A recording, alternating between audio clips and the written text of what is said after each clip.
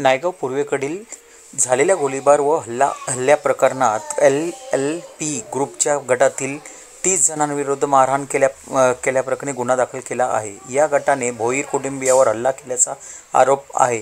LLP housing ग्रुपचे भागीदार आणि भोईर कुटुंबीय यांच्यात येथील एका जागेच्या मालकी हक्कावरून वाद सुरू होता. मागील आठवड्यात नायगाव पूर्वेच्या वाकीपाडा येथे संबंधित जागेची भूमी अभिलेख कार्यालयाकडून मोजणी आणि पंचनामा सुरू होता. त्यावेळी दोन्ही गटात वाद झाला होता. यावेळी LLP ग्रुपच्या सदस्यांवर लाकडी दांड्याने चाकू हल्ला करण्यात आला. याशिवाय मेघराज याने आपल्या परवानाधारक पिस्तुलातून तिघांवर गोळ्या झाडल्या. त्याने एकूण 3 फेऱ्या झाडल्या होत्या. त्यात अनीस सिंग, वीरेंद्र चौबे आणि अरुण सिंग जखमी झाले होते.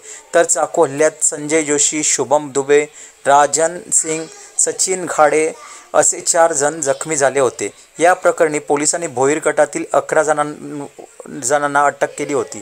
भोईर कुटुंबाने देखील LLP ग्रुपच्या विरोधात तक्रार दाखल केली आहे. वैष्णव भोईर यांनी दिलेल्या तक्रारीनुसार LLP ग्रुपच्या सदस्यांनी पूर्व नियोजित कट करून हॉकी स्टिक, चॉपर, चाकू आणि इतर प्राणघातक हत्यारे घेऊन हल्ला केला. या हल्ल्यात संतोष भोईर, अखिलेश भोईर, भावेश भोईर, मेघराज भोईर आणि जयेश भोईर हे जखमी झाले. आरोपींनी केलेल्या हल्ल्यात मेघराज भोईर यांच्या स्कॉर्पिओ वाहनाचे नुकसान झाले आहे.